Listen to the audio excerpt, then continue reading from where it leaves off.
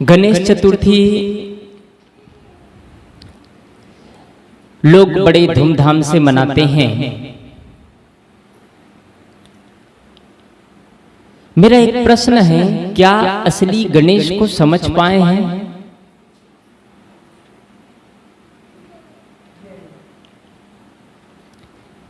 असली गणेश को आज तक लोग नहीं समझ पाए हैं। असली गणेश का बहिष्कार किया जा रहा है, बहिष्कृत किया जा रहा है और बाहर से निर्मित गणेश को बिठाया जा रहा है।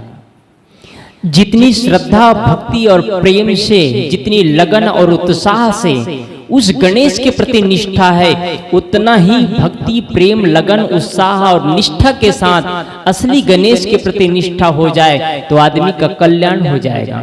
कल्याण में कोई बाधा नहीं रह जाएगी। फिर सत्य को समझने के लिए सब कुछ छोड़ना पड़ेगा। सत्य कहीं बनावटी नहीं है, सत्य किसी पर आरोपित नहीं है, सत्य किसी संप्रदाय का, किसी मजहब का, किसी धर्म का व्यक्तिगत अधिकार नहीं है।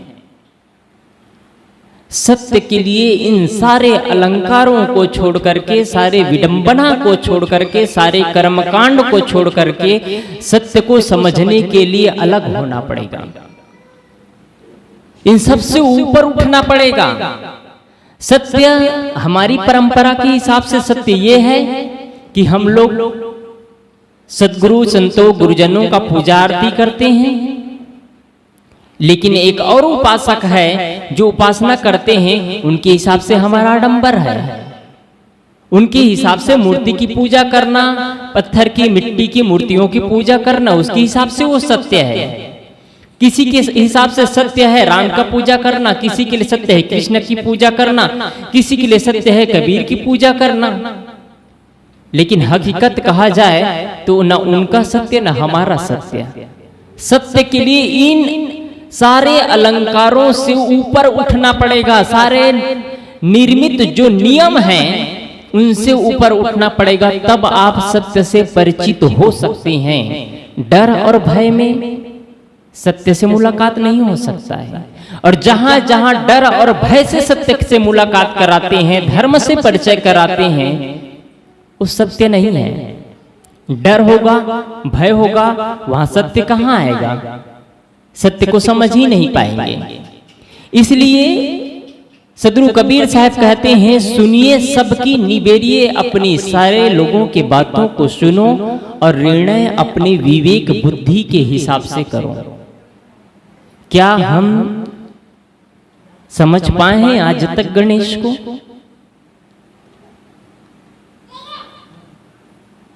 आज भी विज्ञान के युग में इतना बहिष्कृत होते जा रहे हैं। हम अपने ही परिवार के लोगों से, अपने ही बच्चे, आपके ही बच्चे आपको अलग कर दे रहे हैं। क्या सत्य से अपरिचित नहीं है? हम सत्य से आज भी परिचित नहीं हो पाए। और यदि हम परिचित हो भी गए तो आने वाले पीढ़ी को सत्य का परिचय नहीं कराए हमने। आने वाले पीढ़ी को संस्कार के बारे में नहीं बात बताएं, सत्य के बारे में कोई चर्चा ही नहीं किए, तो हमारा मूल पूंजी तो खत्म हो गया। जो हमने बाहर से बटोरा था उन पूंजी को दे दिया बच्चे को, लेकिन जो हमारा मूल पूंजी था, जिसके बिना जीवन नहीं चल सकता था, उस मूल पूंजी से हम बहिष्कृत हो गए हैं। इसलिए हम सत्य को समझें।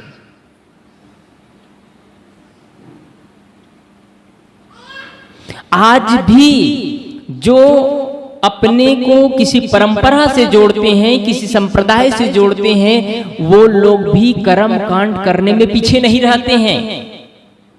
अब तो व्हाट्सएप का युग है। व्हाट्सएप बता देता है कि कौन आदमी क्या सोचता है, कौन आदमी क्या करता है, व्हाट्सएप बता देता है। हर आदमी व्हाट्सएप में स्टेटस डाले हैं कबीर, हर आदमी व्हाट्सएप में स्टेटस डाले हैं। कौन से स्टेटस? गणेश चतुर्थी का। बड़े धूमधाम से अपने घर में बैठा रहे हैं। मानिए आपकी श्रद्धा है तो बुरा नहीं है, लेकिन मैं समझता हूं ये अंधश्रद्धा है। इस श्रद्धा से आपकी नैया पार नहीं हो सकती है। ये श्रद्धा आपको ऊपर नहीं उठा सकती है। ये श्रद्धा आपको सत्य से परिचय नहीं करा सकती है। ये श्रद्धा आपके अंदर प्रेम उद्घाटित नहीं कर सकता है, क्योंकि जिस पर आपकी श्रद्धा है वो तो बेजान है। वो क्या प्रेम उद्घाटित करेगा? सत्य से परिचय जो आत्मा है, जिसके अंदर प्रेम का उद्गार है, जो प्रेम को समझता है, दया क्षमा को समझता है, आपस में व्यवहार कैसे जीना है इन कलाओं को जानता है, जीवन जीने की उनके पास में कला है, वो आदमी सत्य को समझ सकता है। बाहरी आडंबर से जीवन नहीं बदलता है। जीवन अंदर के विचारों को बदलने से बदलता है। जीवन जब तक हम विचारों को नहीं बदलते हैं, मन को नहीं बदलते हैं, तब तक हम जीवन को नहीं बदल सकते हैं। जीवन बदलने के लिए आदमी बहुत कुछ करता है। कपड़ा बदलता है, गाड़ी बदलता है, मोबाइल बदलता है, घर बदलता है, बहुत कुछ बदलता जाता है। पहनने के तरीका अब दूसरे थे, अब दूसरे हो गए। पहनने कपड़े पहनने के तरीका, पहले हेयर कटिंग दूसरा था, अब हेयर कटिंग दूसरा हो गया। अब पहले दूसरे ढंग से चलते थे, अब दूसरे ढंग से चलते हैं। इस सब से जीवन नहीं बदलता है। ये तो बाहरी चीज है, लेकिन इससे पता चलता है कि वो आदमी क्या सोचता है, क्या करता है, ये पता चलता है। हमारा स्टेटस बताता है। स्टेटस मतलब वर्तमान की स्थिति बताता है कि हम क्या सोचते हैं, क्या करते हैं, ये हम पर तय करता है। हम पर तय करता है। हम जीवन का निर्माण करें। आज भी हम सत्य से अपरिचित रह गए, आज भी हम सत्य को नहीं समझ पाए, तब कब समझेंगे? एक ऐसा विचारों से आप लबालब हैं, आपके पास में ज्ञान का स्रोत है, आपके आंखें अच्छे हैं, आपके पैर अच्छे हैं, तन से स्वस्थ हैं। एक ऐसा आदमी है जो सत्य को समझना चाहता है। एक ऐसा आदमी है जो सत्य से परिचित होना चाहता है, लेकिन बेचारे आंख से नहीं देख सकते हैं। बेचारे आंख से अंधे हैं। कान से सुनना चाहता है, लेकिन कान से नहीं सुन सकते हैं। पैर से चलना चाहते हैं, लेकिन पैर से नहीं चल सकते हैं, लंगड़े हैं। क्या हम भी नहीं हैं लंगड़े? हम सब कुछ स्वस्थ होते हुए भी हम विचारों से लंगड़े बने हुए हैं, विचारों से अंधे बने हुए हैं। सदगुरु कबीर साहब कहते हैं, यदि अंदर की आंख भी चली गई, बाहर की चली गई तो कोई बात नहीं, यदि अंदर की आंख भी चली गई तो हम फिर लंगड़े के लंगड़े रह जाएंगे। क्या नहीं होता है विचारों में? हम अपने बारे में आत्मचिंतन ही नहीं करते हैं, कैसे जीवन को जीना चाहिए, कैसे जीवन का लेवल ऊपर उठाना चाहिए, स्तर को हम उसके बारे में आत्मचिंतन ही नहीं करते हैं। बस जी रहे हैं जीवन को, और इसको जीवन को जीना नहीं कहा जाता है, इसको कहा जाता है जीवन को घसीटना। कहीं ऐसा तो नहीं होता है? हमारी अवस्था ढलती चली जा रही है। 30 साल, 40 साल, 50 साल, 60, 70, 80 साल की अवस्था आ गई है। मन में वही भी द्वेग बना हुआ है, मन में वही कलह बना हुआ है। मन में शांति की परिभाषा सुनते आ रहे हैं, लेकिन मन में वो शांति को महसूस ही नहीं किए। बस तृष्णा पड़ी हुई है, हमारे पीछे तृष्णा चल रही है, और तृष्णा की लाद रहे हैं, ढो रहे हैं हम जीवन को। क्या जीवन में निर्माण किए हम? कौन सा विकास किए हमने? फिर बाहरी विकास बहुत बड़ी सफलता नहीं है।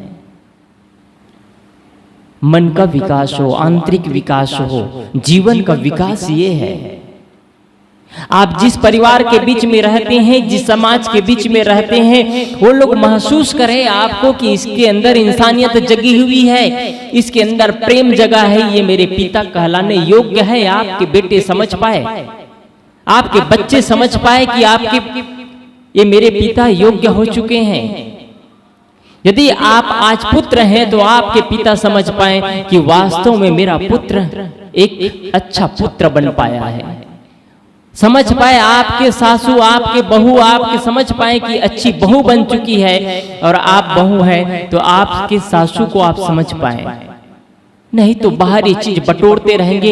ये बाहरी चीज बटोरने से जीवन को उसी में लगा दिए, पूरी शक्ति और समय का पूरा हमने वही दोहन कर दिया और अपने जीवन के लिए समय नहीं बचाया, तो फिर कुछ नहीं कर पाए। किसी संत ने कहा है, सब कुछ जाना हमने, दुनिया को जाना, पूरे संसार को जान लिया और अपने आप को नहीं जाना। सबसे परिचित हुआ और अपने आप से परिचय नहीं हुआ, तो फिर क्या परिचय है? क्या परिचय है? सब परिचय फीका पड़ जाएगा। एक दिन ऐसी स्थिति आएगी कि हम बेड पे पड़े रह जाएंगे, सारे परिचय काम नहीं आएंगे, सारे परिचय काम नहीं आएंगे। व्हाट्सएप का परिचय व्हाट्सएप तक रह जाएगा, फेसबुक का परिचय फेसबुक तक रह जाएगा, बिजनेस वाले का परिचय बिजनेस वाले तक रह जाएगा। और बेड में हम रहेंगे ना, जब हम अपने ही शरीर के पीड़ा से करा रहे होंगे तो सारे परिचय फीका पड़ जाएंगे। और यदि आत्मा से परिचय किए रहेंगे ना, सत्य से परिचय किए रहेंगे ना, तो शरीर की पीड़ाओं को हम ऐसे घूट कर जाएंगे, हमको पीड़ा महसूस नहीं होगी। हमारे शरीर में पीड़ा है पर हमको वो पीड़ा महसूस नहीं होगा, वो पीड़ा हमारे लिए दुखदाई नहीं बनेगा। इसीलिए सत्य से परिचय की जरूरत है। पूज्य गुरुदेव जी कई वर्षों पहले, आज से करीब 20 वर्ष की पहली के बाद, जब उनको साटिका था तो छत्तीसगढ़ में भ्रमण कर रहे थे। साटिका के दौरान भी वो 1 घंटा स्पीच देते थे, प्रवचन करते थे ऐसे कुर्सी में बैठ करके, और फिर गाड़ी से चले जाते थे। कभी एहसास नहीं हुआ लोगों की कि इनको बहुत सारी दिक्कतें हैं शरीर में, उनको शरीर से पीड़ा थी बहुत ज्यादा, लेकिन वो महसूस नहीं होने दिया लोगों को कि शरीर में इनकी पीड़ा है। शरीर की पीड़ा से ज्यादा आदमी मन की पीड़ा से व्याकुल होता है। ये जितने फांसी लगाते हैं, क्या शरीर की पीड़ा वाले लगाते हैं? जहर पीते हैं, क्या शरीर की पीड़ा है उनको? करंट में मर जाते हैं, ट्रेन में कट करके मर जाते हैं, कूद जाते हैं, गंगा में कूद जाते हैं, क्या इनको शरीर की पीड़ा थी? ये मन की पीड़ा है। और मन की पीड़ा की कोई उपचार नहीं है, कोई डॉक्टर नहीं है इसका। भारत सरकार के पास शरीर की पीड़ा के लिए बहुत सारे उपचार है। अब हार्ट और ट्रांसफर भी होना शुरू हो चुका है, एक दूसरे का हार्ट दूसरे के में लगा देते हैं। ये शरीर नहीं है, जर्जर हो चुका है, ये शरीर में अब नहीं जी सकता, आदमी नहीं रह सकता, तो हार्ट ट्रांसफर कर देते हैं। ये भी शुरू हो चुका है। पैसे वाले आदमी ये भी कर रहा है, दूसरे के शरीर में उस प्राणात्मा को उसमें डाल देते हैं। ये भी हो चुका है, लेकिन ऐसा कोई उपचार नहीं है जहां मन की पीड़ा को समाप्त किया जा सके। एक ऐसा उपचार मात्र संत गुरुजनों की कृपा है, संत गुरुजनों की कृपा है जो हमको मन की पीड़ा से मुक्ति दिलाते हैं। इसीलिए सत्संग की जरूरत है, इसीलिए सत्य से परिचय होने की जरूरत है। अपने कुल मिलाकर के अपने विचारों को बदलना है बस। घर बदलने की जरूरत नहीं है, मकान बदलने की जरूरत नहीं है, गाड़ी बदलने की जरूरत नहीं है, लोगों के बीच रहते उन लोगों को बदलने की जरूरत नहीं है, विचारों को बदलना है। विचार बदल जाता है, जीवन बदल जाता है। विचारों को नहीं बदले, वही पुराने विचारों में जी रहे हैं, वही उद्वेगित मन में जी रहे हैं, तो फिर हमने जीवन में विकास नहीं किया है, विकास नहीं किया। सत्संग सुनते सुनते जीवन बीत गया, लेकिन विकास नहीं कर पाए। इसलिए आप जिस परिवार के बीच में रहते हैं, जिस समाज के बीच में रहते हैं, वहां आपका होना लोगों को अच्छा महसूस हो। आप जिस परिवार और समाज के बीच में रहते हैं, वहां आपका होना एक महत्वपूर्ण उपस्थिति महसूस हो। आपके न रहने पर लोग खुशी हो, मतलब आपकी जरूरत नहीं रह गई है उस जगह। यदि आप घर के दादा हैं, घर के बुजुर्ग हैं, घर के मुखिया हैं, और आपके रहने पर घर वाले प्रसन्नता महसूस करते हो, तो आप समझो आपने सफल जीवन जिया है। और घर वाले समझते हैं कि ये बूढ़े बाबा थोड़ा हटे कहीं 1-2 दिन के लिए, तो हम लोग थोड़ा अपनी जिंदगी का शुरुआत करें, तो फिर असफल जीवन जी रहे हैं, बहुत असफल जीवन जी रहे हैं और बहुत पीछे हैं। इसलिए सत्य को पहले समझिए, सत्य को नहीं समझेंगे तब तक जीवन को नहीं समझ सकते, और सत्य को नहीं समझेंगे तो क्या चीज सत्य लगेगा? यही माटी पत्थर, यही देवी देवता, यही दुनिया, यही जो पुतले हैं सारे, वही सत्य लगेगा। फिर जीवन सत्य महसूस नहीं हो पाएगा। इसलिए सत्संग में बैठने की जरूरत है। और ये चीज आप समझते हैं तो सफलता ये होगा कि आप जिन परिवार के बीच में रहते हैं उन लोगों को ये चीजें से जोड़ते जाइए, आप सत्य से जोड़ते जाइए। सत्य से मैं कह रहा हूं, कबीरपन से नहीं कह रहा हूं मैं जोड़ने के लिए, सत्य से जोड़ते जाइए आप। मैं ये नहीं कह रहा हूं मेरे सिद्धांत से जुड़िए, मेरे विचारों से जुड़िए, आप सत्य से जुड़िए। सत्य से अपरिचित होते जा रहे हैं और इसी का परिणाम है कि असत्य सामने आता जा रहा है। इसी का परिणाम है कि आज विज्ञान के युग में भी, इतने विज्ञान के युग में भी चमत्कार और आडंबर बढ़ता चला जा रहा है, आडंबर बढ़ता चला जा रहा है, प्रेम घटता चला जा रहा है। विज्ञान का चमत्कार है कि आदमी ने देश और काल की दूरी को घटा दिया, ये विज्ञान का चमत्कार है। लेकिन देश और काल की दूरी तो घट गई। जिन यात्राओं को आज से 50 साल 60 साल पहले पूर्व जिन यात्राओं को हम 6 महीने में, साल भर में करते थे, उन यात्राओं को मात्र घंटे 2 घंटे में कर सकते हैं। ये विज्ञान का चमत्कार है। लेकिन बहुत कुछ तो विकास हुआ, लेकिन बहुत कुछ हनन हो गया, बहुत कुछ का नुकसान भी हो गया। अब लोगों को आंखें की लज्जा खत्म हो गई, लोगों को बड़े का सम्मान खत्म हो गया। आज भाई और भाई से दिल की दूरी बढ़ती चली गई। ये विज्ञान का ही तो देन है। आज भाई और भाई आपस में बात नहीं करना चाहते हैं, एक दूसरे से नहीं मिलना चाहते हैं, एक दूसरे से दिल की दूरी बढ़ती चली जा रही है। ये विज्ञान का ही तो चमत्कार है। और कुल दोष विज्ञान का नहीं है, ये अपना ही दोष है, अपना ही दोष है। विज्ञान को दोषी नहीं कहना चाहिए। इसी दुनिया में कुछ लोग हैं जो स्वर्ग की जिंदगी जीते हैं। ऐसे जिंदगी जीते हैं मानो उनके जीवन में दुख ही नहीं है। इतना प्रेम से जीते हैं, इतना प्रेम से जीते हैं, सास और बहू कभी महसूस नहीं होता कि वो लोग सास और बहू होंगे, कभी महसूस नहीं होता है। ऐसे जीते हैं जैसे मानो एक ही खून के रिश्ते हैं, जैसे माँ और बेटी है। ऐसी भी दुनिया में जीने वाले हैं। भाई और भाई ऐसे जीते हैं कि उस परंपरा को आज से कई 100 वर्ष श्री राम कथा कहते हैं, उन सिस्टम को आज भी कुछ लोग निभाते हैं और कुछ लोग दूर होते चले जाते हैं, दूर होते चले जाते हैं। भाई और भाई दुश्मन बन जाते हैं। और उपासक तो है, श्री राम उपासक तो है, श्री राम की कथा करते हैं, श्री राम के नाम से उपवास करते हैं, सब कुछ करते हैं। वैसे ही अभी तीज त्योहार चला, तीज त्योहार में बड़े धूमधाम से तीज त्योहार उपवास रखते हैं, लेकिन तीज त्योहार का उपवास असफल चला जाता है। क्यों असफल चला जाता है? क्योंकि आपस में वही पति और पत्नी आपस में लड़ना शुरू कर देते हैं। पति के लंबे उम्र के लिए बड़े उपवास रहते हैं और वही दूसरे दिन तीज त्योहार के दिन कुछ लोग आपस में टूट पड़ते हैं, घर में तांडव मचना शुरू हो जाता है। तो फिर तीज त्योहार भी चला गया।